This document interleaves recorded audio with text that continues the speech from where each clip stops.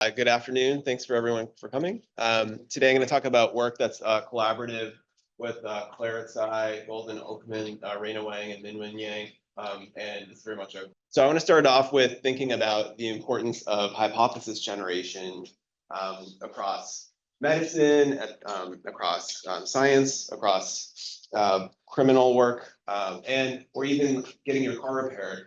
And I think a great example of this is in the 1854 Broad Street cholera outbreak. So in 1854, there was a cholera outbreak in the Soho neighborhood in London. 600 people had died. The general kind of theory underlying why cholera was afflicting people in this neighborhood was miasma, which is the idea at the time people believed that rotting organic matter, could it be a cemetery, it could be from a butcher, would cause the disease. And so they thought that what they needed to do was better ventilate homes and businesses in the area. This was incredibly ineffective, and it was only when Jon Snow, not the Game of Thrones character, but an early epidemiologist, traced the cholera outbreak to the Broad Street water pump, did people realize that cholera was a digestive waterborne disease, and they were able to stop its spread by removing the handle to the pump. So we can see here that without the right or correct hypotheses, people have difficulty often engaging in ways or actions that are beneficial, whether it's dealing with the disease or thinking about other kinds of projects. You can see in general, hypothesis generation tends to be less studied than other aspects of decision-making under certainty, but it's an early and crucial first step in thinking about how to solve problems, and it often acts as a ceiling on the quality of decisions that you can make. So we think about how people make decisions under uncertainty. Typically, they start by generating a series of plausible hypotheses. They assess the plausibility of a subset of those hypotheses and then test them. We all, many of us are familiar with this in the scientific process. Our doctors do it when making medical diagnoses. Our mechanics do it when they're thinking about why our car is working the way it does. And in the criminal justice system, it's a similar kind of process for thinking about whom should be considered for criminal charges.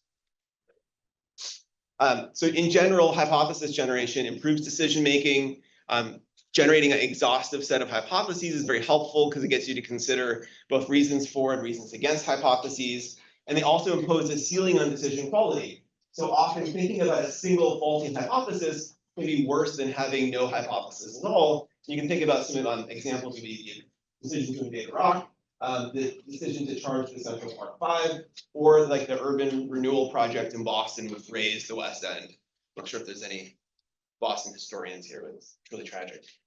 Okay, so there's sort of three general kinds of constraints on hypothesis generation. One is you simply don't know enough to generate hypotheses, but we see that even experts from doctors and mechanics tend to only consider a subset of plausible hypotheses. Another is limited working memory. So often when we're thinking about potential causes, things that are more recently considered come to mind. So for example, doctors, when they make errors, tend to err in diagnosing you in the same way that they recently diagnosed a previous patient. So there's this accessibility bias. And then a major driver is cognitive effort. So thinking about hypotheses is effortful to do. And so people tend to stop generating hypotheses once they have a hypothesis that is good enough. And this is called satisficing in the behavioral economics literature. And you can think about an example of this is that most consumers don't price shop. They tend to go to one website when they're making purchases. So I think many of us are guilty of just going to Amazon and like finding a particular thing without checking on Google Shopping whether or not we could get it elsewhere cheaper. Okay, so in terms of existing interventions, they tend to be either costly or ineffective. So if you use incentives or crowdsourcing, they tend to increase the hypotheses generated by the group. So the whole crowd might generate more hypotheses, but you don't see individual group members generating more hypotheses on their own. And in medical kinds of contexts, long training sessions and large incentives can work, but those are extremely difficult to scale. So if we're getting people to think about generating more hypotheses, having them undergo a 1-hour training session for each kind of problem that they encounter is practically infeasible for most cases. So we wanted to see whether or not we could use large language models to increase hypothesis generation. They're trained on a large corpus of human knowledge, such as Wikipedia and Reddit, resources like those that you can access with search engines and other kinds of techniques. And they tend to quickly organize and synthesize knowledge which should reduce cognitive effort. And in an example, so professional writers who use ChatGPT-3 didn't necessarily write better kinds of pieces, but it took them about half the time to write when they were using LLM to produce professional writing. So our experimental method, we used a number of experiments that have a very similar structure, and I'll explain sort of why we chose this. So we had participants who were sports fans use LLMs or other resources, search engines and the internet, to predict which Major League Baseball or NFL teams would make the playoffs as of that date, right? And so we have an objective criteria here, which is like the Vegas betting odds to see if they were able to generate teams that were probable to win the hypothesis, the playoffs. These are the nice kind of, it's a couple of nice features. One is it encourages people to generate multiple hypotheses because 12 of the 30 MLB teams or 14 of the 32 NFL teams make the playoffs each year. It controls for memory because people can just copy and paste the results from search engines or from the LLMs. It controls for knowledge. Everyone has access to all teams and betting odds. It's very easy to look this up. And the LLMs that we use were either Google Bard or Perplexity because they were able to incorporate that new data. There's some LLMs that don't have access to like 2024 data. Okay, so our predictions were that participants would be using LLMs would generate more hypotheses or teams than participants who did not use LLMs due to the reduction in cognitive effort required to generate the hypotheses. And then I'll go back at the end of this results and show you a couple of robustness checks. So we look at also percentage of accurate hypotheses, the total number of accurate hypotheses, with and without pre-registered exclusions. So we did not tell people explicitly in the non-LLM conditions to not use LLMs, but then we afterwards asked them if they did and removed them as pre-registered. We also look at generalization across gender and also the effects of LLM output accuracy. So we did not tell people what prompts to use. All the prompts that they generated are organic, and that creates substantial variation in the data. We did use some knowledge filters to make sure that people had a basic understanding of the sport. So for example, in the MLB studies, we asked people how many players are required in the outfield, what does OBP mean, how many innings constitute a standard MLB game, how many teams are eligible to make the playoffs, which sort of as a reminder, what's the name of the trophy that Super Bowl winners receive. Until recently, we received the Lombardi Trophy pretty often here. And the offense has 4 what to gain 10 yards, downs, tosses, or tackles. I'm sure many of us can pass this right here today. Okay, so there are 2 experiments to just test the focal effect. We're looking at either the MLB playoffs from 2024 with Perplexity AI or the NFL 2024 playoffs with Google Bard. And I just want to show you, we have a non-LLM condition and an LLM condition. These are violin plots that tell you about the means, the 95% confidence intervals, and you can see the shape of the distribution. But basically, you can see that people generate more hypotheses, almost twice as many hypotheses when they're using an LLM as not using an LLM. Again, folks in a non-LLM condition can use search engines like Google, Bing, whatever. They're able to visit any site that they want to. The LLM condition, they're just simply directed to start with an LLM. Okay. We replicate that basic effect in the 2024 NFL playoffs as well. We see almost a doubling of teams generated with the use of LLMs relative to the no LLM condition. And then we wanted to see in the third experiment whether it's really about cognitive effort.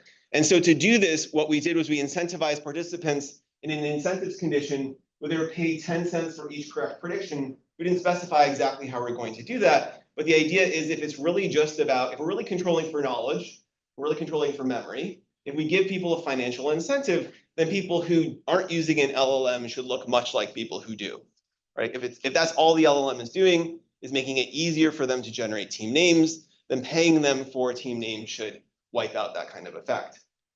And that's exactly what we find. We have unincentivized conditions in blue, incentivized conditions in, okay, so there it is, tangerine. Okay, and so what you can see is in the unincentivized no LLM condition, people generate fewer team names. If we give people in the no LLM condition a 10-cent incentive for each team name that they are correct about, then they're generating as many teams as people in the LLM conditions. There's no effective incentivizing the LLM conditions. People are already like maxed out in terms of like the reduction in effort that we're doing. So there's no boost, there's no main effect of incentives in the LLM condition. And then in the last study, we really wanted to see whether or not it really matters when you use the LLM, because you could think about in decision making, we often talk about decision making happening through two systems, a system one that's more intuitive and a system two that's more deliberative and corrective. And so we had two stages where people could use an LLM or not. In the first stage, then we offer them another chance to consider more teams with or without an LLM in a between subjects design. And what you see in general is that it doesn't really matter when you use an LLM, it just matters that you use an LLM.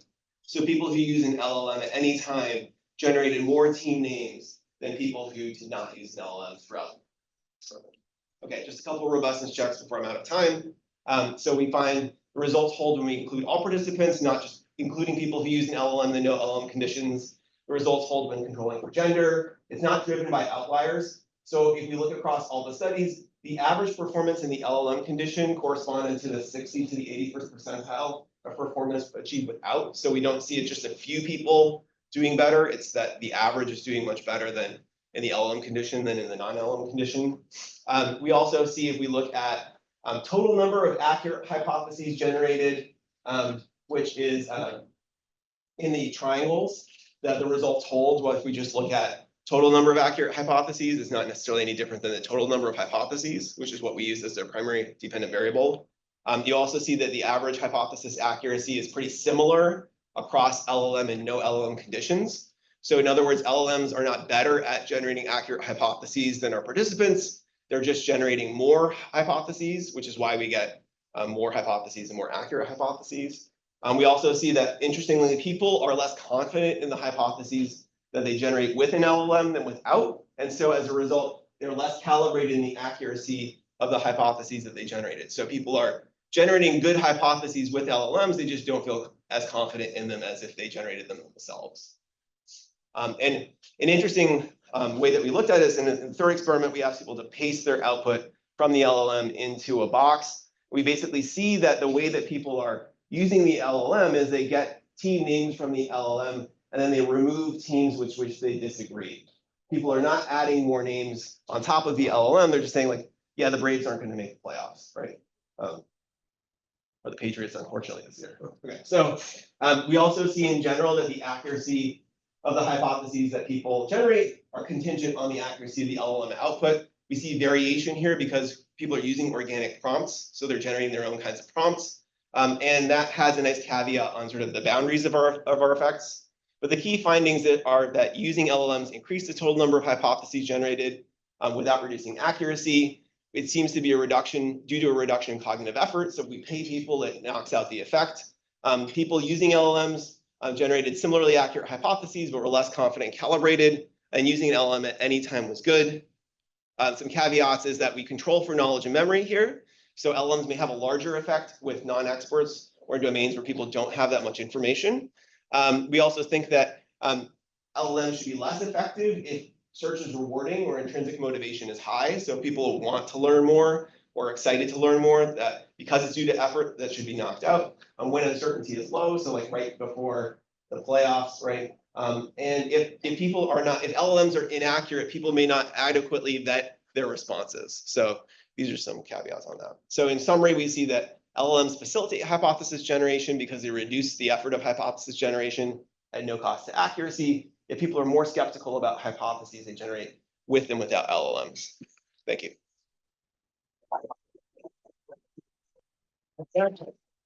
Questions? Hi, so it'd be very interesting stuff. So you look at accuracy, but can you say anything about like type 1 error, type 2 error, that sequence? Have you looked at that too? Yeah, we haven't broken it down by hits versus misses. That's a great question. But it'd be interesting to see. Yeah.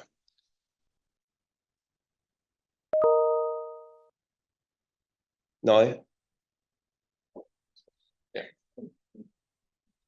So this is an interesting context of sports. Have you ever considered or explored non-sport categories where people don't have like a personal race and there's not as much, kind of wishful thinking and things like that? Sure.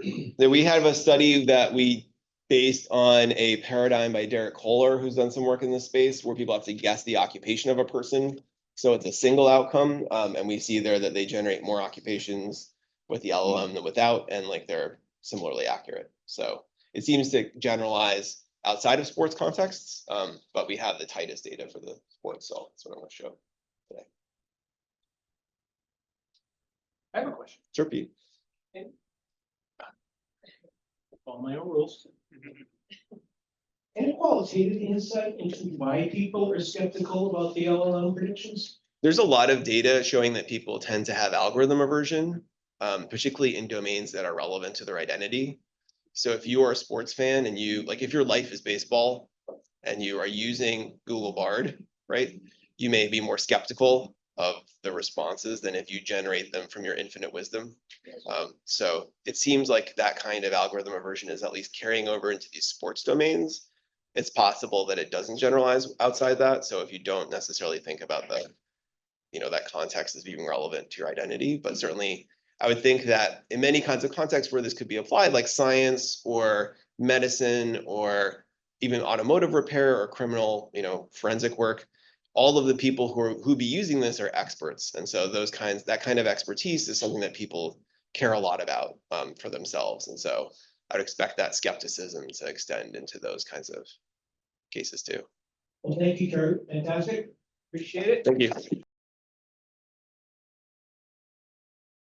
Okay, thanks for the introduction, Pete. So this work is joint with Alejandro Zettner, who's an economist at UT Dallas. And I'll just mention in terms of some people in the room who know me, may be wondering, why is Gord studying this? Alejandro has a nonprofit in Texas, which is very focused on educating people about how to protest your property valuation to lower your property taxes, very focused on immigrants and lower income folks, just making them aware that these processes exist. And through conversations with him, we kind of struck upon some points of mutual interest here. What we're looking at in this context are hearings over people's property appraisal protests. If you appeal the valuation you got in the mail from the county, they may make you a small reduction offer. And if you don't accept that, in Texas at least, you go to a hearing.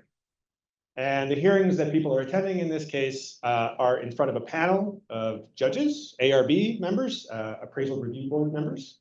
And those people are basically a panel of peers. So to be an ARB member, you just have to live in the same county for a couple of years, and you make a small amount of money for serving on that panel. And the point is, it's not a very formal role, it's not a very well compensated role, and there's huge opportunity for biases to creep into the judgments that are happening here. So this is part of why we're looking at this, and we're trying to quantify this, okay? So a lot of people don't realize that you have this option to protest your property valuation. I didn't actually know that until this project started. So everybody kind of, you own a house, you will get something in the mail at some point in the year saying, this is what we have determined your home is worth. It's going to now dictate your property tax for the year. You can push back on this in basically every county in the United States, and actually a lot of countries outside of the United States, and there's a process in place to handle that. We're focused on Texas, where every county functions the same way, as I described a moment ago. Why is this interesting? Well, I think I don't necessarily need to sell this to you that this is an important topic. Property tax revenue is one of the biggest sources of revenue for government in the world, and certainly in the United States. And there's, as I mentioned, a lot of opportunity for bias to creep into this process and to make taxation unfair, which is kind of fundamentally undemocratic, and that's kind of a problem. Reinforce inequalities in home ownership and all these types of things, okay? We want to understand the extent to which it exists in this context, try to quantify it, and then try to understand why it's happening once we show you that it's there. I'm going to do that with Gen AI. Okay. I just described this for you, so I'm going to skip this. I have some excess slides here. I'm sorry. But we're going to be focused on Harris County, Texas, which is basically Houston. It is the third largest county in the United States. It's actually politically moderate. So if we're thinking about biases around demographics and other things, it's kind of an ideal context to study this because we have a good mix of people involved, politically and also demographically. Our data include structured hearing records and the outcome for each hearing that happened over the course of 10 years. So from 2013 to 2023, we have the conduct and result of every hearing that took place, where somebody protested their taxes and went to a formal hearing for this. In addition, we have audio recordings of every single hearing that took place. I found out by accident that these existed because it's not publicly documented anywhere. And once I found out that they existed, I issued a Freedom of Information Act request to the county, and they said, okay, and they sent them to me. So I've got, about 10,000 of these for 2022, and literally my laptop upstairs is processing the other 90,000. So this is also going to be surprisingly cheap. My argument here is you couldn't do this with human coders because we're talking about literally 3 years of audio recordings cumulatively. And so people aren't going to sit through that and tell you what's on them. But Jim and I can do that in a few hours, right? Okay. So I'm partway through the audio recording data. You're going to get work in process results. Okay, bear that in mind. So I mentioned ARB members. There's some criteria to be an ARB member, but the main one is that you have resided in the county for 2 years and you lack conflicts of interest. Okay, you have to recuse yourself from any case where you may know the other party, and in general, you can't own, for example, like a real estate investment company or something like this. Okay, beyond that, you basically interview with a local district judge, and then they decide to hire you. And in general, there are typically several hundred active ARB members in the county, and whenever a hearing is called for, they draw at random from the pool. So we have a natural randomized experiment. Okay, kind of like judges are often randomly assigned to cases. We can use a similar approach from the judge literature, judge ID literature, to study what's going on with bias among ARB members. That's what we're going to do here. How do I know they're randomly assigned? Because Texas law says they have to be. So it's in like the tax code that by definition, these people have to be randomly assigned to cases. So we're going to focus on gender here. I will be honest that we initially began with race, but the problem is figuring out the races of the people at the hearing is very challenging because all we have are names and audio. And as a result, there's tons of measurement error. Like with names, it's very challenging to properly identify somebody's race, okay? Large volumes of mistakes will happen. With gender, that's still true, but to a much lesser degree, focusing on first names. There are unisex names, of course, but by and large, we can make a pretty good determination, a confident one, based on matching to Social Security Administration records. If we focus on names where, say, 98% of people with this name are, for instance, male in the SSA, we can be very confident about those imputations. So we focus on gender for that reason to begin. We do have plans to look at other sources of possible gender bias by looking at, for instance, the value of your home in the county property records relative to the person that showed up. If they have a more valuable home than you, does that affect your judgments? Things like that. So we're still working on this. So we use Social Security Administration data and impute people's name, gender based on their first names. We do this for all of the panelists. Typically, there will be 3 panelists. There may be 1. I can discuss that more if people want to know. We also do gender imputation for the person that shows up as the representative of the property. So generally it will be the owner, but not always. And then also the appraiser from the county who came up with the initial evaluation. They're in the room too, and we account for their gender as well. I'll tell you, by and large, it's not going to matter to the outcomes. Some descriptive statistics. I don't want to spend too much time because we're short on time, but about 35% of the people that show up to protest tax appraisal values are women. 2/3 are men.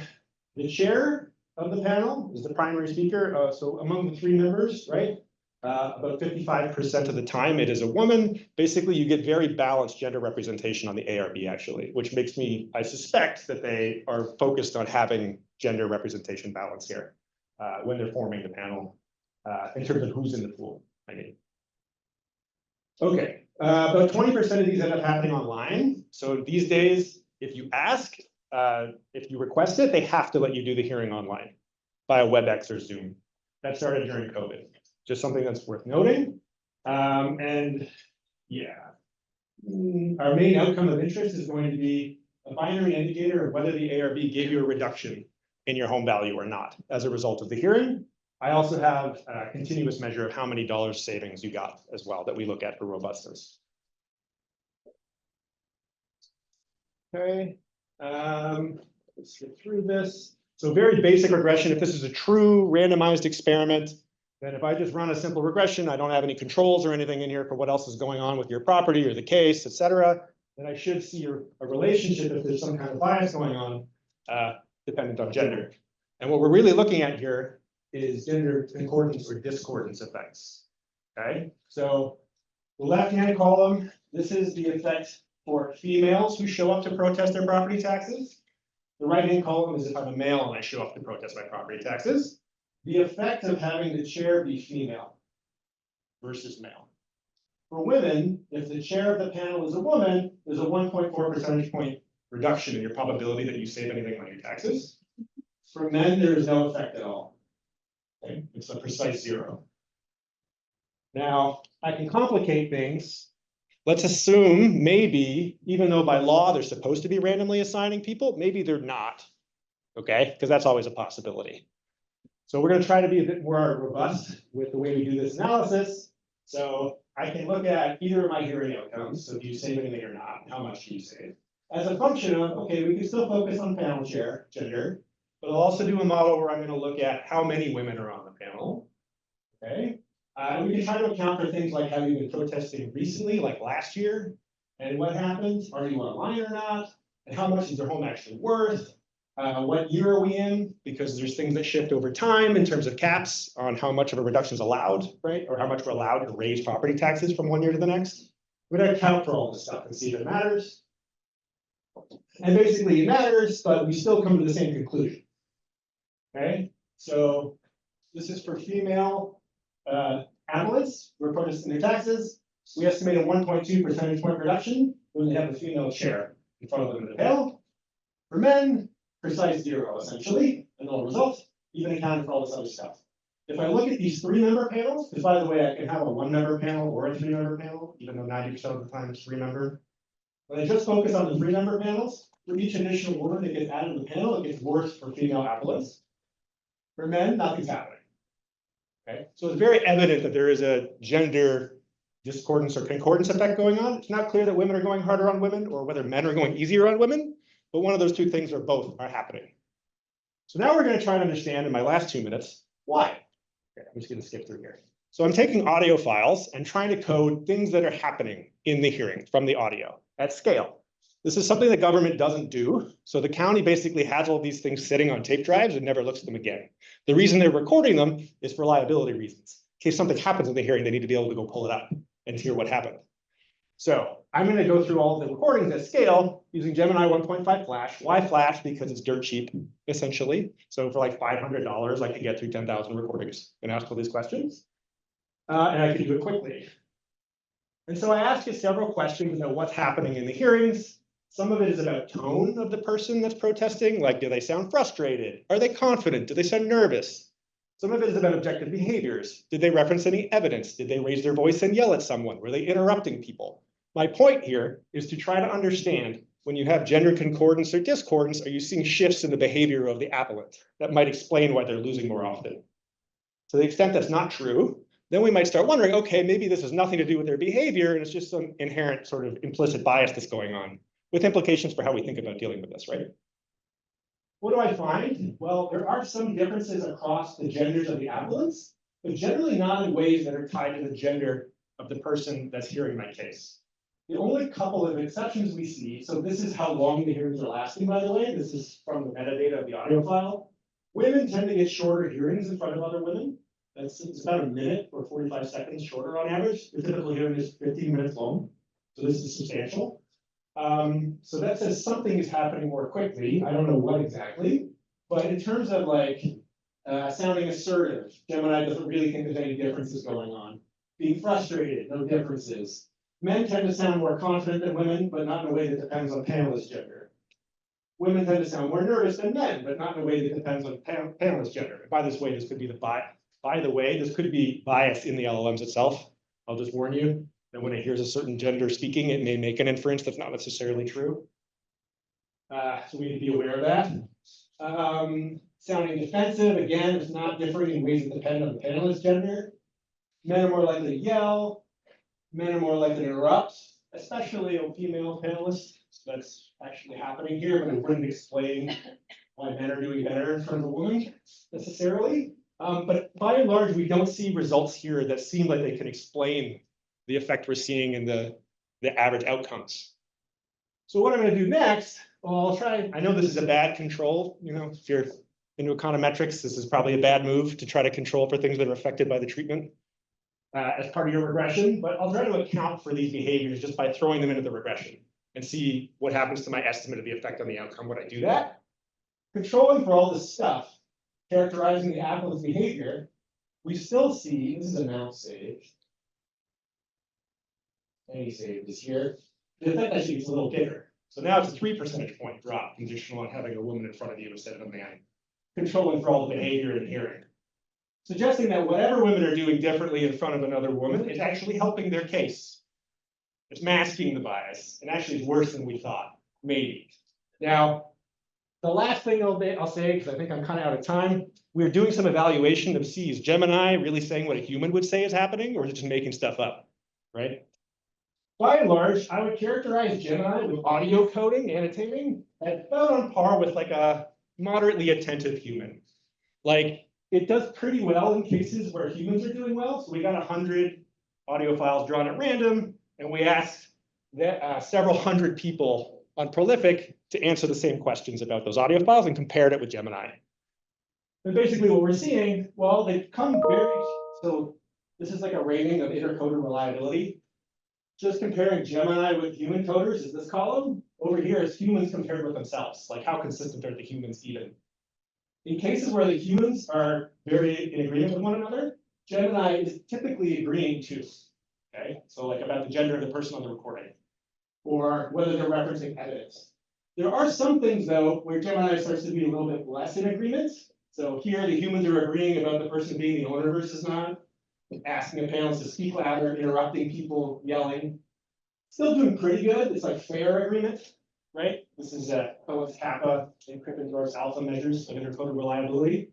Gemini's doing pretty well, actually.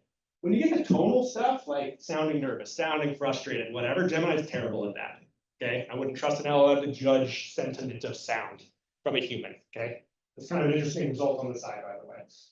So, because I may not trust all these measures necessarily, the other thing we do is we get transcriptions from OpenAI Whisper of the audio recording, so all the text transcribed from the audio, and then we get that into an embedding model, and we get 700 and whatever dimensional embeddings that are basically a data compression, right? Compressed representation of everything that happens in the hearing without, in a data-driven way, without us manually coding it. And we try to condition on that as a bunch of covariates using double machine learning, and we still get the same answer. Conditioning on whatever's happening, 2.2 percentage point drop in your probability of savings if you're a woman in front of a woman. I'm going to stop there because Pete's about to cut me off. This is my summary slide. So thank you for listening. Thank you. Absolutely amazing. On so many levels. Lots of questions.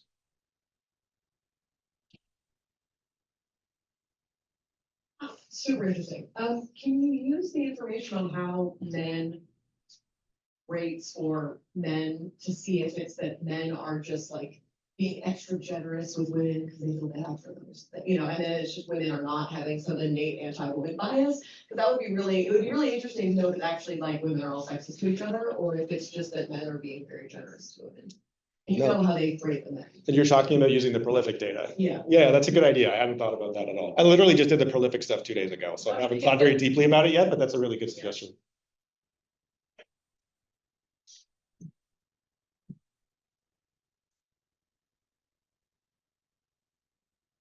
Hi, I was wondering, I don't know if you had access to this, but did you at all consider age and the age differences between the applicant versus the panelists, between the women? Because I have a hypothesis about generational differences between women, but I would wonder if you have that data available. So unfortunately, there is no age data recorded in here. It's not to say that I couldn't get it through asking for more records. But what I can tell you is the average age of ARB members tends to be relatively high because a lot of the hearings are happening like on a weekday in the middle of the day. It tends to be retirees, I would say. So the average age is somewhat high and the pay is not that great. So it's people that don't have other stuff to do during the day. Yeah, so that generational thing may play a role. Go over here. Yeah, Eddie. Hey, thank you. The presentation was fantastic. Really, really interesting. Do you have any way to assess bias on the applicant side? In other words, if it's the case that female applicants are more likely to provide true information, then the reduction downward is not that they're being penalized, they're just getting closer to a true value, where maybe the male side is more likely to use bias because there's judgment in what these discussions are developing, something like that. I don't know if there's a way to do that. So are you suggesting that when a woman has a female panel in front of them, they're more likely to get real information? That there's somehow eliciting, getting closer to what the true value of the underlying property is, right? It's about property taxes. Whereas in the male case, maybe there's a greater deviation, or they're just able to maintain and stay away from what that true value is. Got it. So at the moment, so part of the problem here is that valuation in general is subjective, right? So I don't know if it's an answerable question. It's a good point. There are other, like, I have gotten Gemini to code what types of evidence are being referenced. One result I did not show here is I have models I run that are split by gender concordant discordant pair. So like women, women, women, men, men, women, men, men. And in each of those, if I look at presentation of evidence, the effect of that on your likelihood of saving something is about a 10 percentage point increase in your probability of saving something in every gender pair except women and women, where it gets discounted to about 7%. So basically, evidence being shown is receiving less consideration in the female-female pair, which makes me a little bit think it's women going harder on women, but that's the closest evidence I have. Thank you. Great, thanks. I'm so sorry for all the delayed questions. I know there's more, please, email. Sure, yeah, please email me if you have questions. Thanks so much for having me. I'm delighted to be here. Really interesting research so far. I'm Emma Wiles. I'm in the IS department, and I'm going to talk about AI and hiring. If you have sort of hired anyone recently, sat on a hiring committee, or even like received referee reports, you might see that people are using Gen AI to do these things. And we might, it's probably good to figure out if that's a good or a bad thing, or has any implications at all. So in general, writing has a really important role in labor markets. It is used for evaluation on both sides of the labor market, outside of labor markets. And writing sort of good informative content is going to be costly for both workers and employers. Writing has frictions. So if you're a worker and you're applying to a job, your resume may not perfectly reflect your underlying abilities. And similarly, if you are an employer writing a job post, your job post might not perfectly reflect exactly the skills you're looking for in a worker that you are trying to hire. And that seems like the sort of thing that LLMs could be really good at. And whether or not they're sort of good at it, if one or both sides of the market is using this technology on their writing materials, that is going to change match formation. What if someone is hired, who is hired, and sort of for better or for worse. There's also, man, all my main takeaways are on the first slide, the top of the slide. But sort of language, like word processors have been used for sort of forever, and those have long had spell checkers in them. So sort of language models have always sort of been a part of writing. But there are very different types of writing sort of assistance softwares. So there's things like Grammarly, which tweak and just sort of improve, thank you, what you've already written. And then there's stuff like ChatGPT, which will generate text entirely from scratch. And so the effects that this might have on the matching process is not necessarily the same.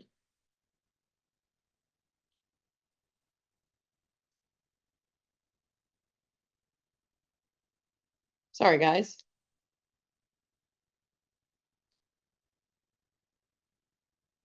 Quite sure what I'm doing. There we go. Okay, and people are definitely using them. So there's already sort of a lot of anecdotal evidence that people are writing cover letters, resumes, and job posts using various forms of generative AI. Okay, so this first paper I'm going to talk about is on a type of technology like Grammarly, if you've used it. So it's a type of technology that is going to tweak and improve what you've already written, but it will not generate any writing from scratch.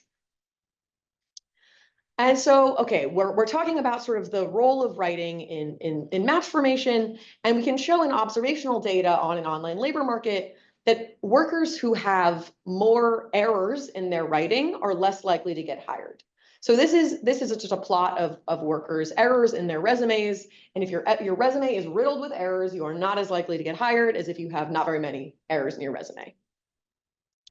However, that's not obviously an issue. That could, or not an issue. It could just be that people who are sort of better writers are better workers, and that's why they're getting hired. Or it's possible that employers have an actual specific interest in hiring good writers, whether or not they're good workers. So the two things we're going to look for in this paper, which is joint with John Horton and Zeneleng Uniqua, is first we're going to ask, can algorithmically enhanced writing that is non-generative improve hiring outcomes for job seekers put on their resumes? And if so, how useful is writing quality as a signal of the worker's underlying ability? So the way we're going to do this is we have an experiment run on a large online labor market where we randomly assign new workers to a treatment or a control group. And in the treatment group, they are given access to this AI tool, which tweaks and improves their resume, but it does not write it from scratch. So we're going to use the text of the resume and then all of their behavior on the platform to understand their outcomes. So let's say that we find that those who are given this, algorithmic writing assistance, maybe they do better. Why would employers prefer hiring workers with better writing, even if the underlying worker quality is no different? So it's possible, for example, that writing is a signal of diligence or attention to detail or being a hard worker or something like that. And we'll call that the signaling view. But it's also possible that writing ability does not actually signal that you are a hard worker. It's just that if you had a resume riddled with typos, that the employer couldn't tell what you were trying to say. And so they didn't know if you were a good fit or not. And so this we'll call the clarity view, is that good writing helps to employers to understand what the job seeker is proposing and what their skills are, and allows them to be in the consideration set or not. And so we're testing these hypotheses with this large experiment on this online labor market, where we're going to randomize writing quality by giving access, these treated workers access to this Grammarly type technology. So the online labor market is going to look something like an offline labor market. The sort of hiring process starts when an employer posts a job. Workers are going to apply to jobs. They're applying with a cover letter and a wage bid. Employers can see all these applications. They can see the worker's history on the platform, and they can interview. They can invite workers to hire that they're interested in. And then if they choose to make a hire, which is about 40% of the time, then a contract is formed and all of the work is completed online. So this isn't this isn't like Uber. This is something where all of the labor that you're hiring on this platform is work that can be done over the internet.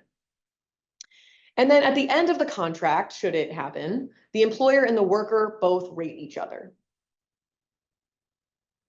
Okay, so the actual technology itself that we're giving them is going to be something like a jazzed up spell checker. So it's not just a spell checker. It does correct both spelling and grammar, but it takes the text that you've written, and then it's going to underline things that it sees are issues.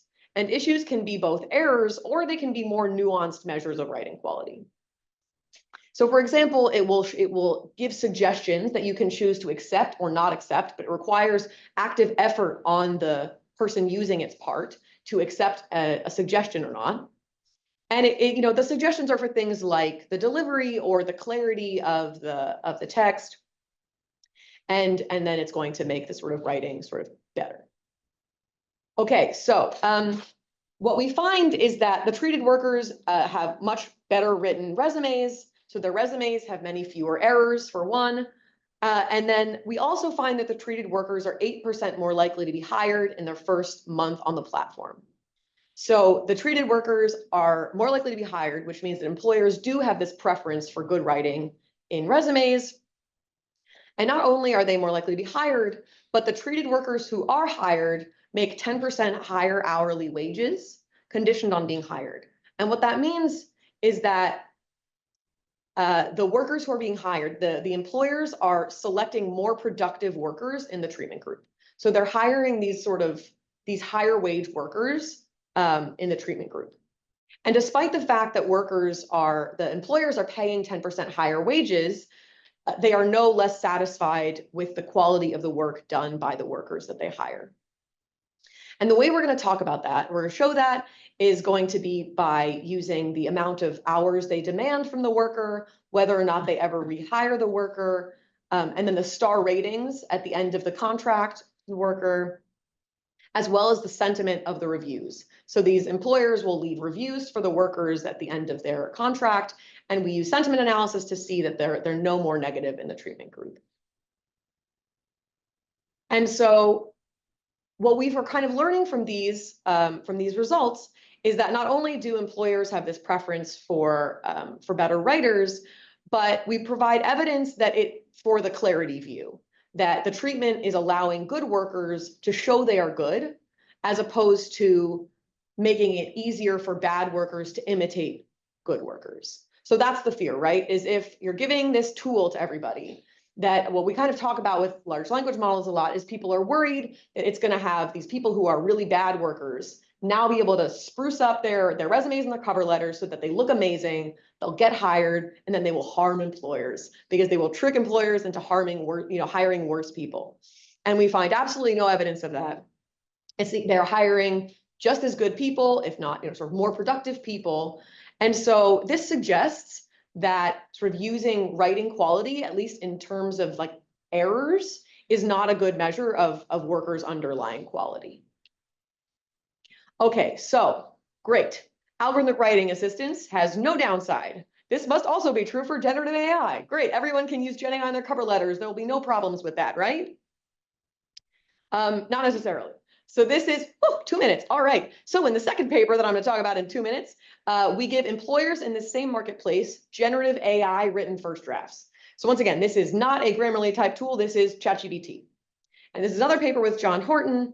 And in this experiment, new employers who are signing up for the platform are given this AI written first draft. They're asked, like, give me a sentence about what you're looking for in a hire. They give a sentence.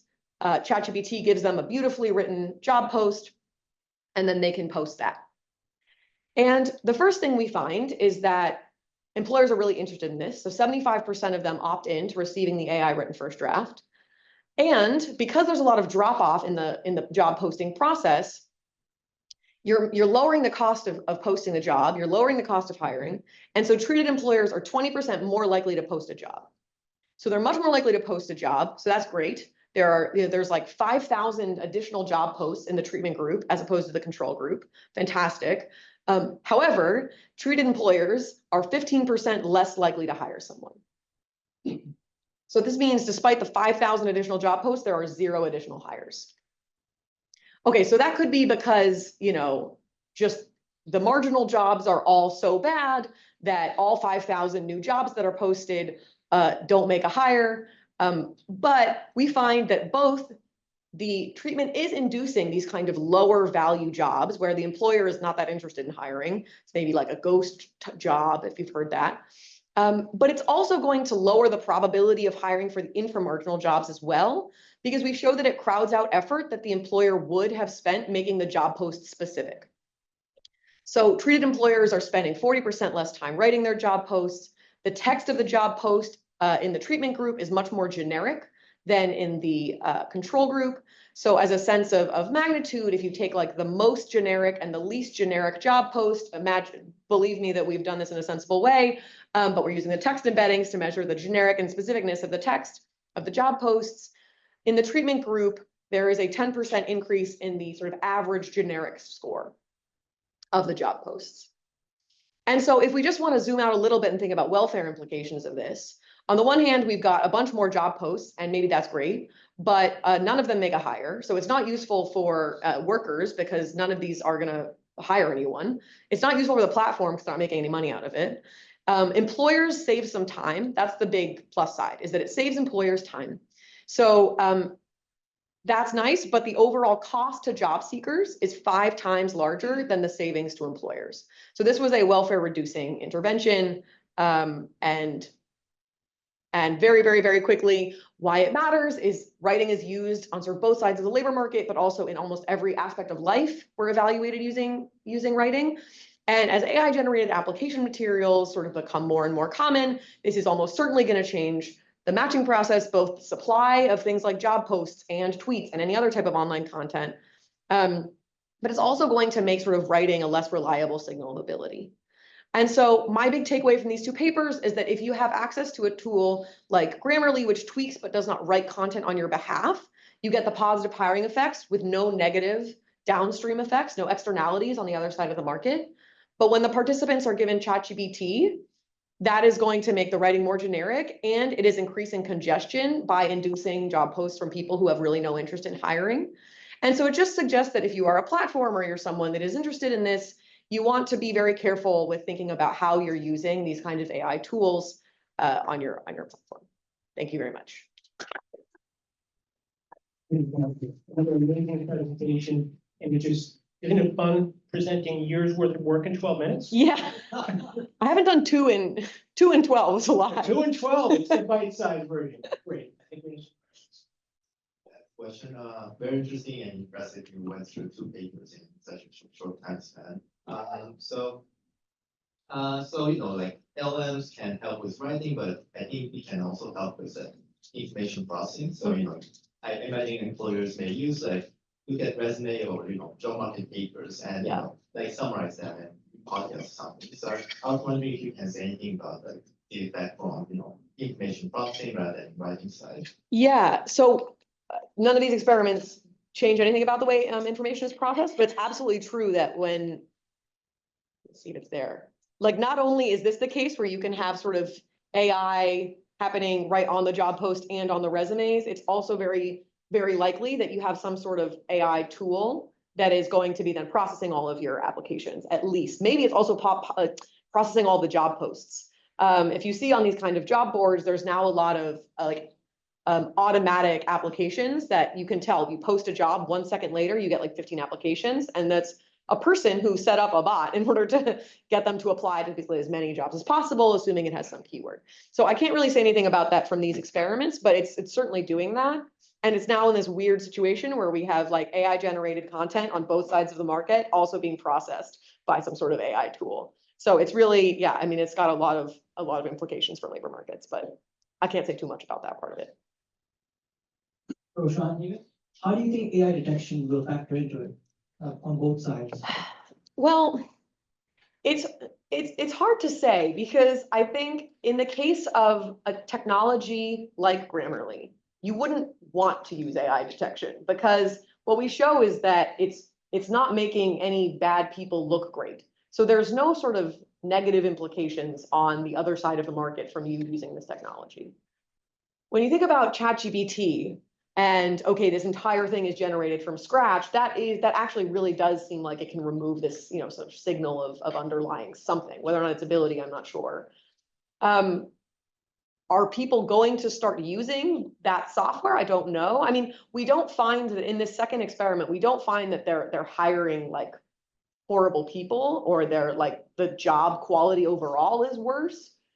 But it's definitely, yeah, I don't know if you would want to use. I think it depends on the technology and the situation, whether you would actually want to use detection software. It's also not very good, as far as I can tell. So. Last question for Shula. Fascinating study.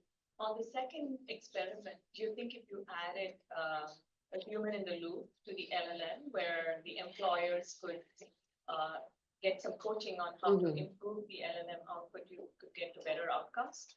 So if you got the right now, it's possible that the experiment had this negative effect on the sort of infomercial jobs, the jobs that were always going to be posted no matter what. It's possible that if you improve the technology enough, like let's say you got an AI that actually could perfectly understand what it is you're trying to say and then get it down, that would still have these negative effects. Most of the negative hiring effect that we find is driven by this huge increase in job posts from employers who do not care about hiring anyone. So even if they got rid of the fact that they're kind of really generic, I bet that this would help the genericness. So I think that would help with making sort of less generic content on the platform, which is it's good in and of itself. But I don't think it's going to solve the problem, because it's still going to make it basically too costless to post a job. And I think my big takeaway is that costs are really important, and you want some cost to posting something. Yeah. We had a large number of different challenges in how do we deal with social media, particularly free speech, versus the business model, the business model doing the right thing. So let me see a little bit of background and then offer a couple of possible ideas on how we might address some of these challenges, okay? So one you might be familiar with was, well, about 4 years ago was an insurrection. So social media has been implicated in US insurrection based on false claims of election fraud. If you're international, Brazilians experienced exactly the same thing a year later. There was an insurrection based on false claims of election fraud. But it's not restricted to Brazil. UK had riots based on false claims of immigrant stabbings of children. Now, it's not the stabbings didn't happen, they did, but it was a native Brit that did them, not an immigrant. That's another interesting example of that. Or also implicated in the Rohingya massacre under false claims of Muslim takeover. There's another challenge in that case. What are we going to do about these things? Are the business models promoting this or not?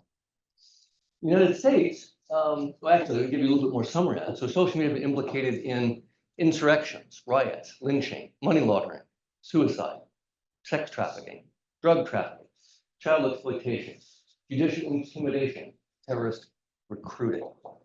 The wonderful observation at the end, Yuval Noah Harari, is social media really connecting us in ways that bring us together. Why is everyone so angry? So interesting. And it's not just the United States, it seems to be internationally. A lot of different countries are dealing with this. In the United States, this has reached the level of the Supreme Court. Many of you may have heard either the Gonzalez v. Google case or maybe the Twitter v. Tamla case. The facts underlying the cases are basically the same, in that ISIS engaged in a number of terrorist shootings in Paris and actually assassinated a woman, Rahimi Gonzalez. They also were engaged in a number of shootings in Istanbul and wound up in the assassination of Nawaz al-Assad. And so the families sued on the basis that the algorithms were helping to promote and bring these groups together, and maybe the platforms would bear some responsibility in this. And so in some cases, the Supreme Court's found this challenging and pushed this back to lower courts, but is so far largely siding with the platforms. Another set of cases are actually, so that's leaving the platforms free to choose what they carry and what they don't carry. The flip side is actually on the net choice v. Paxson and net choice v. Moody, Moody v. net choices. These are Florida and Texas cases, trying to restrict the platform's ability to moderate content. It's kind of the opposite direction. This came up from conservatives in those states following the deplatforming of Donald Trump after the last election, or the fears that their voices were being suppressed. Many of you may know after Musk brought Twitter, released the Twitter files and said that there was suppression of conservative voices on this. So can platforms discriminate against viewpoints, or can platforms ban politicians or journalists? There's another way to do that. And this is not just in the United States. Brazil banned Twitter, or blocked it for a little while, for Elon Musk's failure to comply with judicial inquiries about misbehavior and death threats against judges. And also France arrested the CEO of Telegram, Pavel Durov, for money laundering and criminal activity and supporting hate speech in France. So it's a ubiquitous problem. Interestingly enough, this is also a hard problem from the political perspective. So the conservatives are unhappy with their voices being suppressed. You'd think they want to take less down. The liberals are unhappy because not enough is being taken down. How do you deal with that paradox? It's not an easy problem because there are good arguments on both sides. So I don't necessarily agree with them, but the platforms are arguing, and as they have, it is almost impossible to filter 500 messages a day and not catch one. Or if they are in fact held accountable, then won't it chill speech because they might take down too much activity, not too little.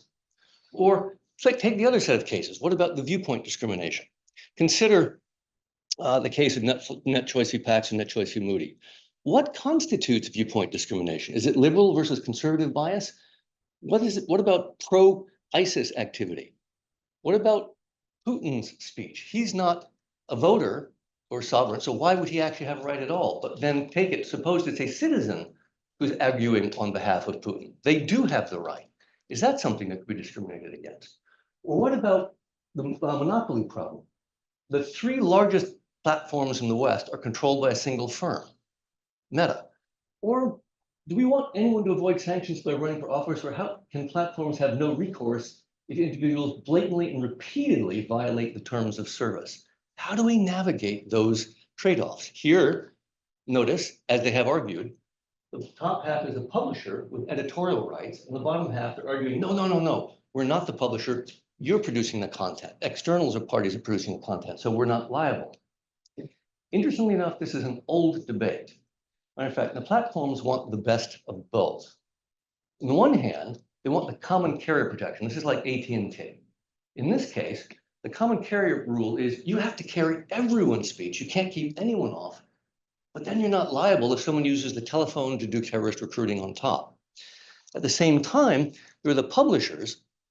So the platforms want publishers' editorial rights. Many of the most famous Supreme Court cases are run by third-party ads that had errors in them, and the platforms are liable. Print and broadcast are liable if they run ads for terrorist recruiting.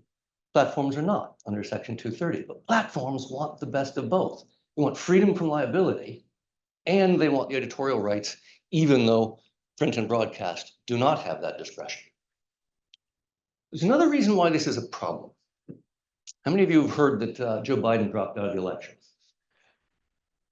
Well, the moment he did so, interest in the Kamala Harris campaign exploded, and the millions of folks tried to follow her account. Interestingly enough, it was thought as bot activity unsolicited, so Twitter blocked Harris access to her followers at that point. What happened is that Jerry Nadler then asked the Senate to look into it, and this turned out to have been a technological mistake on that. But what's interesting is if you take the platforms at face value with full editorial rights, they would have the right to engage in that activity. This is a direct quote from Elon Musk, and in fact, if he wanted to, he could cut Harris off from her followers on the basis of that editorial right for publishers. You could undo freedom of assembly. In my view, that is not only wrong from a free speech perspective, but it's also wrong from a freedom of assembly perspective. The legal theory upon which this is based is actually the Supreme Court decision in Hurley, actually a case out of Boston, really interesting. In this case, for St. Patrick's Day parade, the Massachusetts had ruled you can't discriminate. Massachusetts was trying to do the right thing. But the court ruled they didn't have to include a gay rights group, Pride, on the basis that it would be imposing a viewpoint. They would have to then, as the organizers, would be putting forward a view that was not their own. And so that would violate their rights of free speech. This, social media argue, then means as organizers, they can't be forced to carry speech. This is their response to the Paxton and other arguments, okay? Now the question is, which metaphor should we in fact use? Do we use the publisher metaphor? Do we use the common carrier metaphor? Or perhaps another? Consider this very case. What I want to do is I want to give you two different ideas. The first is to reinterpret Hurley, what I think is a more helpful metaphor, as a city. Social media don't have viewpoints.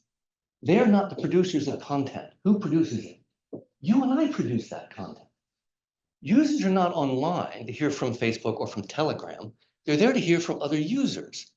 Likewise, influencers are not there to influence Facebook or Telegram. They're there to influence their followers, if you will. In my view, properly interpreted, social media are the traffic cops and sanitation engineers. Literally, what they do is if you view them as a city, like the parade in Hurley, what they do is they issue warnings, remove bad drivers, and clean up the mess. Under that metaphor, you see it as a city. Cities cannot censor citizens. Citizens should be free to hear from whom they wish and speak to whom they choose. That would be restoring listener rights under a different metaphor. I'll give you a second idea. The second interpretation is, let us suppose we rack total immunity to a flow rate of pollution. Don't recognize misinformation simply as a true-false problem, but as a pollution problem. That gives us another set of tools grounded in kind of externality economics. In this case, think about it. We can use statistical sampling. You can then actually check the flow rate of pollution of dioxin, of carbon dioxide, as we do in a particular medium. Here, think about it. A doctor doesn't check your cholesterol by taking all your blood. He or she takes a statistical sample. It's really simple in that case. If you want 90% accuracy, 99.9999% accuracy, take a bigger statistical sample and hold them accountable for that. Notice this also is a social dial, so that different societies can weight false positives and false negatives for unprotected illegal speech differently. Hate speech is legal in the United States. It's not legal in France and Germany, but you could still hold platforms accountable for illegal speech. So if we take those two ideas, here is the regulatory proposal. 3 things. First, give listeners their own rights. Users gain the right to choose their own filters on any social media where you choose whom you follow. By this, you could choose on Facebook or Instagram or Telegram to choose a filter by BBC or New York Times or Breitbart or Fox as your own choosing. Notice, so this gives, you can choose whom you follow now. Filters become liable for amplifying any illegal content above a certain threshold or flow rate. Note, this focuses only on unprotected speech, things outside First Amendment protection. Filters have publisher privileges. You can actually keep it clean, remove the hate speech, be family friendly, or you could have guns, you could have hate speech, you could have other things on there based on the filter. Social media infrastructure supporting a marketplace of filters then gain common carrier protection. Then they would not be liable as a solution for that. Here are the implications as a result of those interventions and changes to the laws on Section 230 protecting platforms. First, speakers can say anything that's legal. Content remains discoverable on your own profile page. Conservatives could say whatever they want, free of any kind of censorship. Listeners, because they can hear or not hear what they wish, choose by the filter, get to exclude even harassment. So it doesn't have to reach the other side based on the set of filters that you have chosen. Notice, this also solves the clipping Harris followers problem. Musk can't cut Harris off from people that want to hear her. It solves the freedom of assembly problem. Also, someone is always liable for illegal content above a toxicity flow rate. Print and broadcast already are. This just reconciles social media compared to print and broadcast. Editorial rights and responsibilities are clear and fair across print, broadcast, and social media. So if you have editorial rights, you also have liabilities for carrying terrorist content, but we do it on a flow rate basis as opposed to individual message basis. Lastly, interestingly enough, consider the business models themselves. Newspapers and broadcast could enter the filter market. New York Times, BBC could offer their own filters on Facebook or Telegram and re-enter and recapture some subscription or ad base model in the social media that we don't presently have, which also helps to address the monopoly problem. So that's the possible set of ideas on how to go after this particular challenge. So I'm thrilled to take any kind of critique or any kind of help I can get. Fantastic. Questions?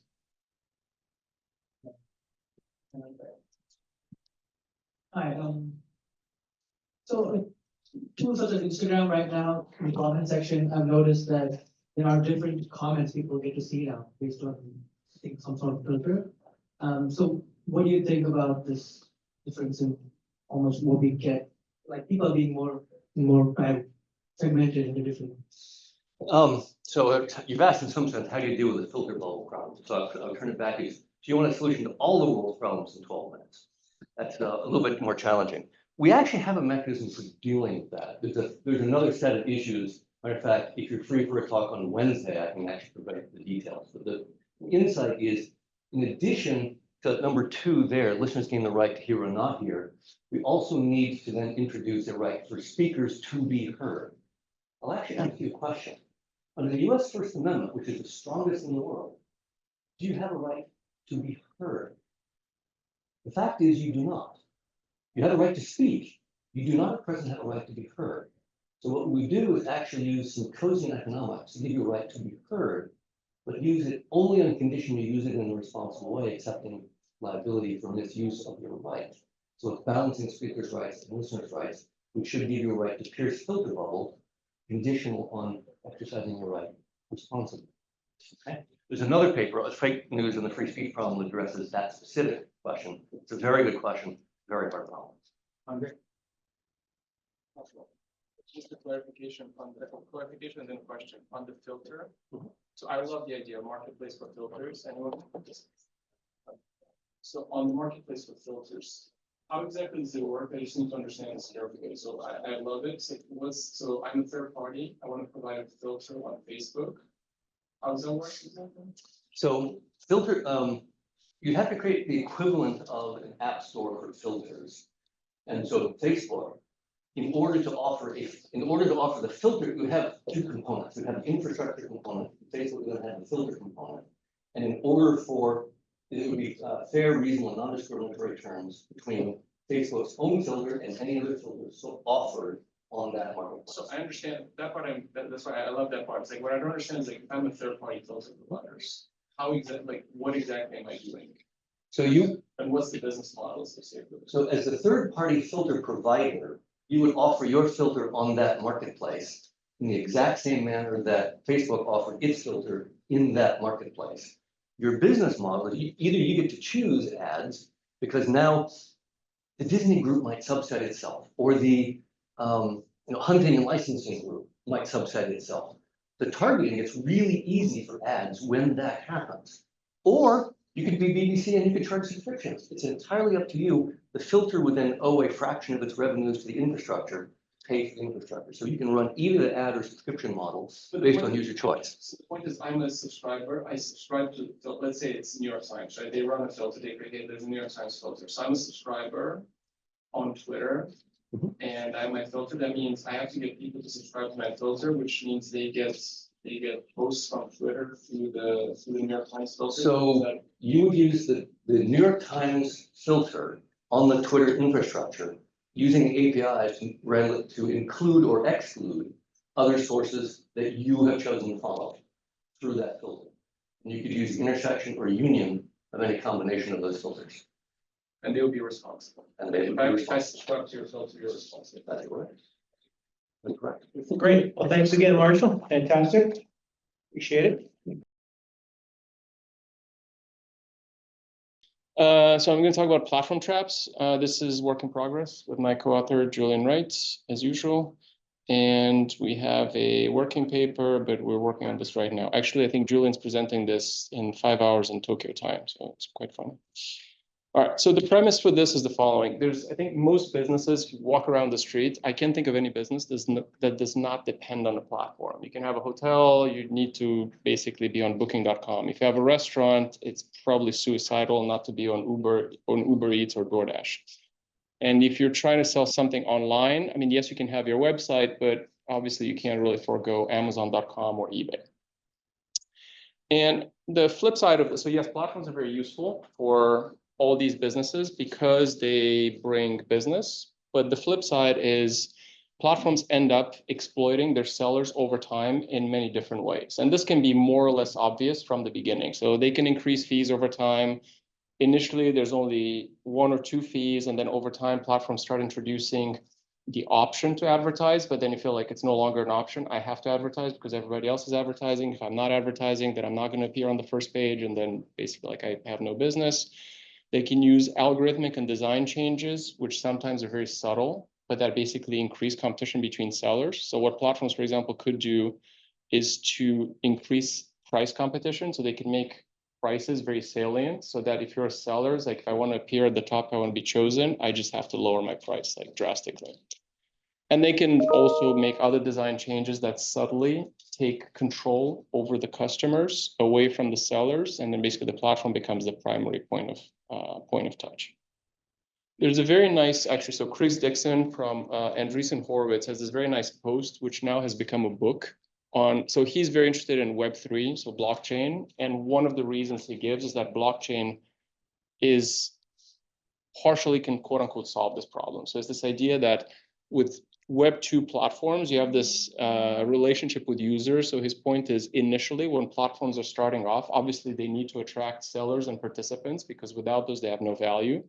So then it's like, this is the attract phase. But once they become established, once network effects kick in, then I'm no longer dependent on the next seller. So now things shifts and the platform has all the power. So that's what he calls the extract stage. So like I've attracted enough sellers and now like I can basically increase prices and sellers have no choice because everybody's stuck with me. And that can take many forms. So I thought this graph is quite nice. This is kind of what we're interested in. The interesting question here is if sellers, and by this point, I think most businesses kind of understand this dynamic. I mean, people are no longer naive to this. We've seen a lot of platforms throughout their life cycle. So if sellers know that platforms will end up exploiting them, why would you participate in the first place? So I'll actually give you an example, which is quite current. So Apple is apparently having a hard time recruiting big name developers for the Vision Pro, the VR handset, and part of the VR headsets. And part of the reasons a lot of developers say we don't want to be beholden to the Vision Pro, as app developers have become beholden to the Apple App Store. It's like we don't want to help Apple build another powerful platform that we're still like, we end up dependent on. So this is like a very real, like by now it's kind of everybody understands where this is going. So it's an interesting question to ask, like, what is the mechanism through which platforms are able to attract sellers, even though kind of everybody's anticipating this exploitation at the end of the line. All right, so we do in this paper, we provide a theoretical notion of a platform trap. So what does a platform trap mean? It's basically, we show that agents can voluntarily join the platform, even though in the end, all of them are worse off. So there's no irrationality here. So at the moment where each agent is deciding to join the platform, the platform makes it individually rational for an agent to join. However, at the end, everybody says, I wish the platform weren't here, and I wish all of us stayed away from the platform, which is what makes this interesting. So the key mechanisms, I'll just give you the mechanism in the context of a marketplace. However, what I want to point out is that this is, the model is quite general. This works for marketplaces, obviously, but also works for other kinds of platforms. So in case of a marketplace, the idea is the following. As the platform gets more sellers, so you get sellers to participate on the platform, you're drawing more buyers to the platform, and you're drawing them away from the seller's direct channels. So when a buyer decides to move to the platform or to join the platform, there's some sellers from everybody's direct channel that go to the platform. And as a result, that kind of takes the wind off the sails of everybody else who's outside the platform, so that the next seller is actually even more incentivized to join the platform, because my direct channel now is less valuable because these idiots basically joined before me, and now I have no choice. And essentially, like, since we can't coordinate, essentially kind of unravels. So we all end up joining the platform, even though, so basically there's a collective action problem. We all end up joining because it's individually rational to do so. So the platform makes it individually rational for sellers to join sequentially. But at the end, basically the platform exploits this lack of coordination between agents. And in the model, the way the platform exploits this, it's able to increase fees over time, and it extracts fees to a point where if sellers could have coordinated at day or t equals 0, they would not have joined. So I'll give you a sense. So I have 2 more slides here. I have one slide in which I can just show you a brief, like just a very simple version of the model. I think I have time to do that. So the logic of the dynamics is the following. Again, the model has rational agents. We're not assuming any kind of irrationality. The agents make sequential decisions. So you get the platform approaches basically one agent at a time and makes them an offer to join the platform. And the point is, the platform can price discriminate, right? So their earlier agents, if you think about the graph that I showed earlier agents are more important to attract for the platform because that determines whether the platform builds network effects. Once I got a sufficient number of earlier agents, now I can start increasing prices, right? And basically, depending on the payoff functions, some early agents may be what we call pivotal, meaning you absolutely need to get those agents to get the platform off the ground. And yes, you're going to have to charge lower prices to those, and those agents are going to be better off because they get lower prices.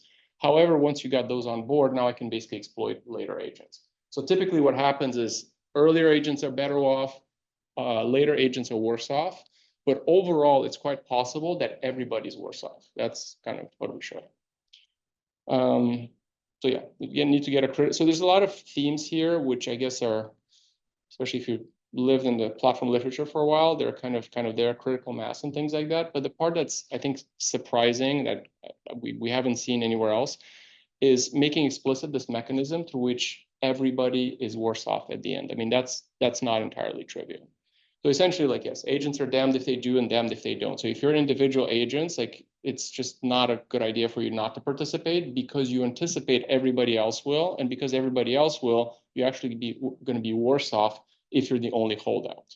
So obviously, the only option here is like if everybody can, it's a bit like, developers in the App Store unite and just everybody decide boycott the platform. And by the way, there are examples around the world. There's there was a boycott of the DoorDash equivalent in Mumbai, in India, by the local restaurants, which were fed up by the platform's requirements, and they all somehow coordinate to just boycott the platform for a week.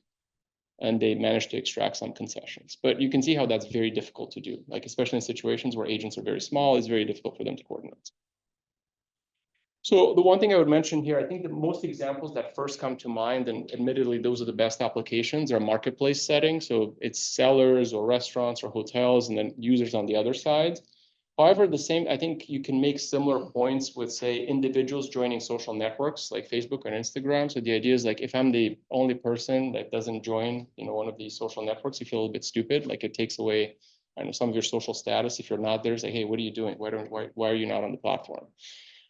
Same thing, for example, with news organizations signing deals with Facebook or Google. So you can try to be the only holdout news organization, not advertising on Facebook or Google. But the problem is, obviously, as more and more users start their news journey there, it would be kind of suicidal not to be there. And again, it's the same logic of unraveling. Okay, so I'll show you the simplest version of this model just to give you a flavor of what we're doing. There's a lot of different extensions, but this is just a baseline. So imagine there's one platform, two independent agents. So this is not going to be two-sided. So what we have here is just think about agents with straight up direct network effects, but it subsumes marketplace settings. So we're going to say there's two payoffs. There's the payoff for the agents when they join the platform. That's B. So you can think of B of N, where N can be 0, 1, or 2, because there's only two agents. And that's what's the payoff to an agent when small n agents join the platform.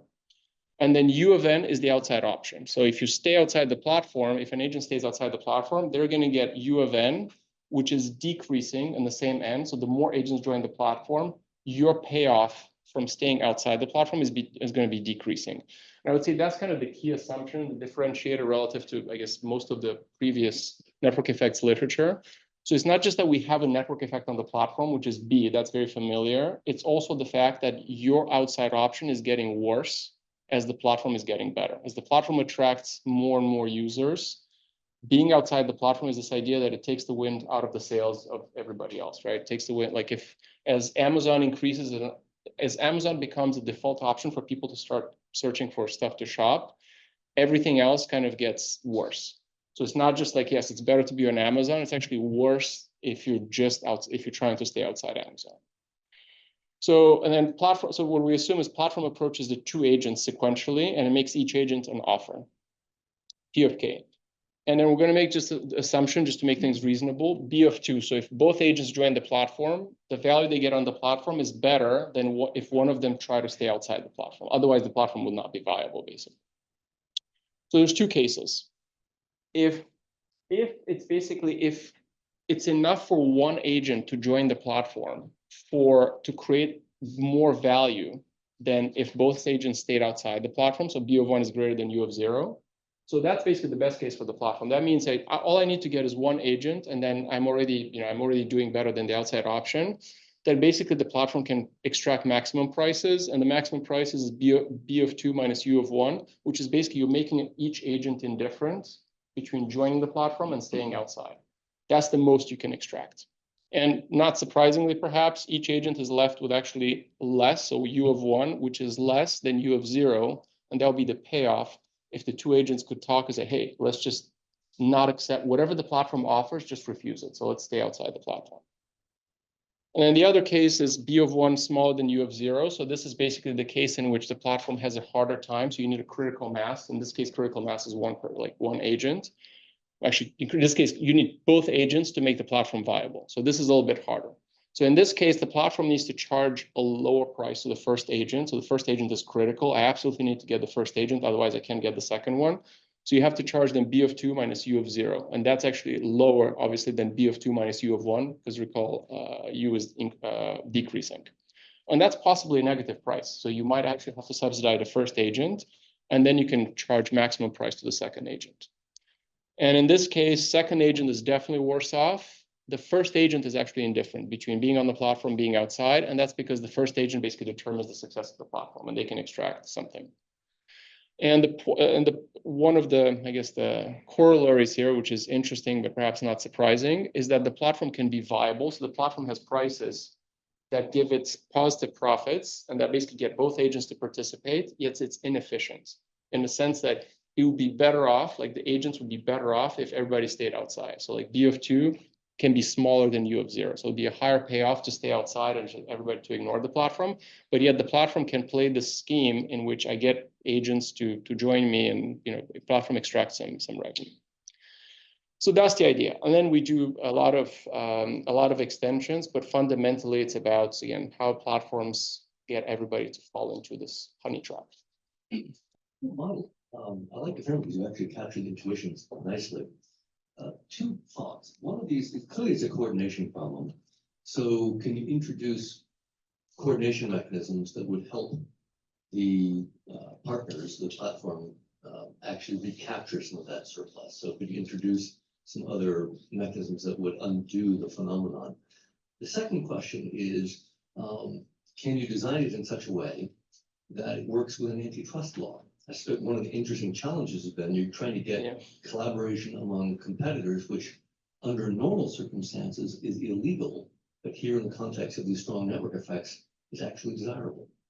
So on the first one, so one of the interesting extensions that we have is basically you can think about having coalitions of agents. So obviously agents, because there's a coordination issue, the more agents can get together and say, we're going to act as a group and going to hold out as a group, you're going to get a better price and you're all going to be better off. There's an interesting question here. So imagine there's multiple coalitions of different sizes, and I can turn the question to the platform, and there's a question like, I'm trying to strategically attract everybody. Should I first go for smaller or for larger coalitions? I mean, I can do a poll here. It's not entirely obvious, and we kind of show this. There's an intuition that you basically should go after, like, you know, the smaller coalitions first because they're easier to attract, and then the larger coalitions then doesn't become as critical. But it's actually not necessarily true. Like basically what it comes down to is like you want to attract a coalition that has the highest effect per capita on the outside option. So if I'm the platform strategically, what I want to do is basically attract agents that basically just completely shoot down the outside option, and therefore everybody feels like, screw it, I need to join the platform. On the second point, so this is I should have emphasized this. So when we have longer presentation, I think both Drew and I talk about this at the end. I think it's very important that we both feel very strongly. This should not be interpreted as like regulators that you need to jump and absolutely do something about this. Like, so I feel very strongly. This is not to say, oh my God, regulators should say like platforms are awful. It's like, no, I think it's important to be aware that this happens. Now you can, so, you know, the more reasonable thing would be, I think it's perfectly fine for regulators to basically turn a blind eye to saying, like, if there's a coalition of app developers in the App Store, you might interpret this as, you know, Apple will say, oh my God, this is collusion. And the regulators should probably say, no, they're just trying to basically make sure they, just like, for example, to some degree to me, it's like, it's not a lot different from unions, right? So it should be like a app developer union or something like that. Like I think it's perfectly fine for them to say, like, we can discuss, like, kind of the developers for the Apple Vision Pro, maybe get together. You shouldn't discuss price, but they should be allowed to say, like, do we join or do we not join? I think that's, I think I would be okay with that. So it's interesting, you might be able to create some user rights, ironically connected to the presentation on misinformation. If they could gain information on what's happening in the marketplace overall, they might be able to form coalitions from which they could reclaim their own power without the need of government intervention. So you would enable the market to restore its own efficiency by rejiggering the rights of participants. Yeah, so I agree. Actually, that's a very nice connection. Yeah, I think basically the idea, and by the way, I think this can be provided by the market. I think part of the Chris Dixon's blockchain thing is you can use Web3 as a credible commitment. So one of the nice things about Web3, you can view it. So if you think this is a problem, and if I'm the platform, I understand this may be a problem. Some people might be put off and like they expect to be exploited. What you could do is try to have a credible commitment, say not to increase fees over time. Now, the question is, how do I provide a credible commitment? One of them is like use blockchain, or you can use this kind of mechanisms that allow users to, I guess, vote as a block or hold out as a block. I think there's all kinds of interesting implications. I agree. I just wouldn't go to regulation immediately. Thank you, Andre. Thank you. All right, thank you for staying. We're almost in like 2 hours in, right? So want to present this paper, take caution in using LLMs as human surrogates. Scala ex machina, Scala from the machine. You can scan this code to get the paper. We just posted it. This is joint work with Yuan, Gord, and also Sina, who's not here, but all right. Let me just like now start talking about Scala for those who haven't read Odyssey or forgot about it. It's a monster, right? So it's a description. She has 12 misshapen feet and 6 necks of the most prodigious length. And at the end of each neck, she has a fretful head with 3 rows of teeth in each. Right? So I'll talk about how this relates to LLMs. So there has been a lot of papers suggesting, let's use LLMs as a human surrogates or to study human behavior, right? There has been papers written in politics, political science, economics, psychology, and market research. And this is pouring in every day. In the last couple of months, that has accelerated. Actually, we started this paper like last year, long time, like more than a year ago. It took some time to find the right game to show this robustly. But this ongoing discussion, there has been ongoing discussion in language models, or actually natural language processing for a long time. Stochastic parrots, which says language models generate plausible text without actual general comprehension, or it doesn't seem like they're actually doing the reasoning, right, that we are doing. This goes all the way back to 1980s Chinese room argument, okay, and even before 1956 Dartmouth Conference in AI. And this argument applies to all modern language models using autoregressive models. And there have been a lot of arguments about how this may be. There's some opinions about this architecture being not the right one, but nobody knows. There are a lot of good arguments. So I'm just going to quickly go through a bunch of limitations. I think everybody knows about hallucination, but there has been a paper that showed that in this autoregressive, like what ChatGPT is made of, this hallucination may be inevitable. That's a paper. There is also this reverse curse that arises due to power law in the data set. LLM trained on statements like A is B fail to comprehend B is A. Humans would have no issue with this, but this has been shown robustly. There's also a shuffling labels, like in context learning, few shot prompting. The idea is that if you show a bunch of examples and then ask LLMs to make an inference, it'll learn it. Now, there has been a paper that show this actually, it goes back like a couple of years. I think this was 2 years ago, that you shuffle actual labels and it'll still work, okay? And that's what, and hypothesis is just increasing inference time. You can also, chain of thought, basically break it down and then it's supposed to help. Yes, it does help. That's been shown robustly. But there has been also instance if you replace that by dot, again, by increasing inference time, it still works in some cases. The biggest problem that we have right now in LLM is the memorization, data contamination. That's a rising field of study, still nascent and very active area. So rephrasing well-known LLM benchmarks, benchmark testing resulted in dramatic decrease in performance due to memorization. So it was just memorizing and regurgitating without actual reasoning. Also, what's hard for us may not be hard for the LLM, vice versa. What may be easy may not be easy, right? So if you're a lot of these behavior, we're still at the very beginning stage, like collecting empirical evidences, right? We're not even at the theoretical state yet. A lot of these emergent abilities depends on pre-training, instruct tuning, data augmentation, and some of these results show that some abilities cannot be even obtained if you don't do it like from the pre-training data, okay? If you want to read more about it, that's you can start reading this Physics of Language model. It's a very good series of papers. Now, I just want to impart this one message is that LLMs are very a different form of intelligence. It is an intelligence, but it's not human intelligence, right? Why? Well, it has been shown, a lot of papers have been showing that temporal reasoning is lacking, probabilistic reasoning is lacking, counterfactual, spatial, ethical, common sense computing, all of these are lacking, but this is sort of expected. Why? Because objective functions are completely different. We evolved to survive and reproduce over millennia on Earth. LLMs did not. Our objective functions are completely different from LLMs. LLMs are also not embodied. It doesn't have a sensory motor or embodied body to interact with the physical world to learn the truth. right? It has learned from the, 1 to 15 trillion tokens online. Now, I mean, it's getting multimodal. Well, this actually goes back to philosophy AI, physical grounding. And that's a well-known, thing. So I also highly recommend, if you want to read and have a good idea about AI, The Mind's Eye is one of my favorite book, right? Also, we lack quality data, right? So 1 to 15 trillion tokens. It's also, there's a lot of non-digitized contextual data that, if there's no data, you can't train the model.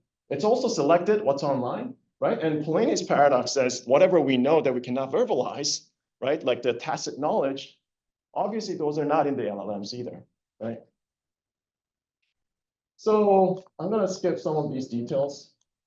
Let me just get to our experiment. So we chose a very simple game, level K thinking problem game, which is 11 to 20 money request game. It's very simple. You and another player are playing a game in which each player requests an amount of money.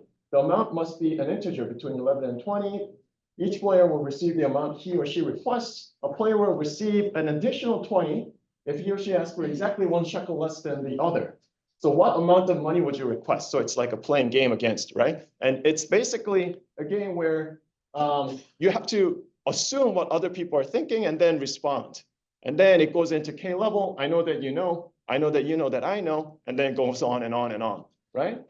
So this is also best response depends on assumption of what other person would do. We run this game 1,000 times across different LLMs, across different advanced methods, and then we'll show you the result. Basically, we chose this, but this is a version of like a very well-known game, beauty contest game. But beauty contest game is so well-known that the LLMs is very familiar with it. So we had to choose one that was not memorized and not well-known by the LLMs. And we tested that too. All right, so first, LLMs consistently show lower levels of reasoning than humans. So this graph here, the x-axis is a response. You can see that it goes from 11 to 20, so it's a density. You can see different human at the top, Nash equilibrium GPT, and a bunch of different things like Claude and Llama. Every one of them are significantly different in distribution, okay? Unlike LLM's performance on other related experiments like beauty contest game that show same level of K reasoning and show superior levels in sometimes, right? Another LLMs generally fail to generate, which I just said that. So behavior patterns across LLMs vary significantly. What's surprising, well, maybe not surprising, larger models are not always the best, and model selection matters, okay? LLMs are also less responsive than humans to change in task design. There are 2 different versions of it where it would change humans' behavior, but LLMs reacted differently, okay? All right, so we also tried a bunch of different ways to prompt and train LLMs to exhibit human behavior in distribution. So some of the things we tried is a zero-shot prompting chain of thought, no dice, still. And we also tried like things like emotional-based prompting, role-playing, OPRO, all of these things that are known and engineered to make a difference, still didn't make any difference. Now, all of these are out of distribution, meaning we don't show an example, okay? We also then show different examples, and LLM, voila, it changes its behavior to match what was shown, okay? So it's trying to mimic, right? Then we also tried fine-tuning and RAG, and everything else failed except for one instance of fine-tuning 4.0 model.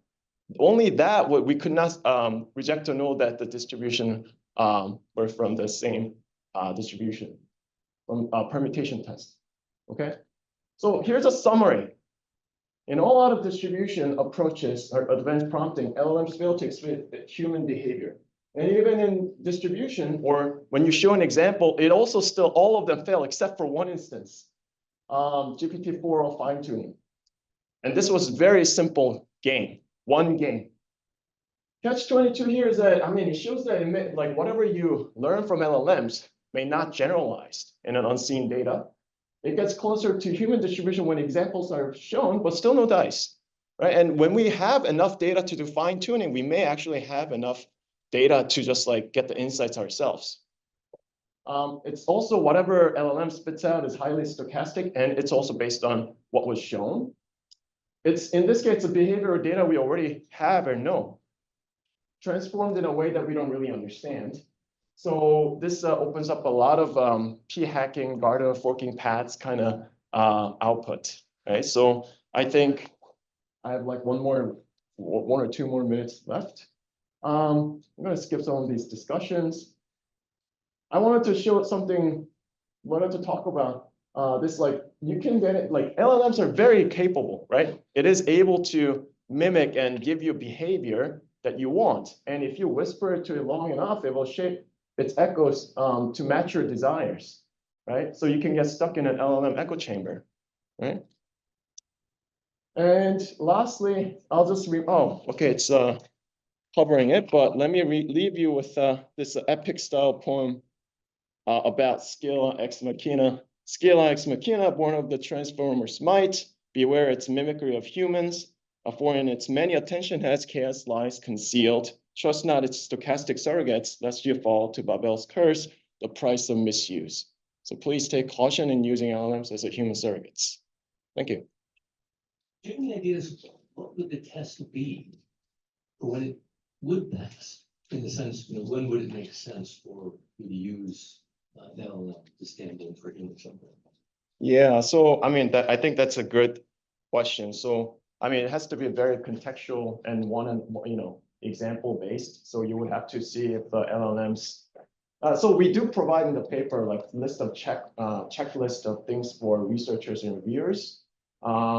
Without going much further, I think it has to be based on like event based or the study based.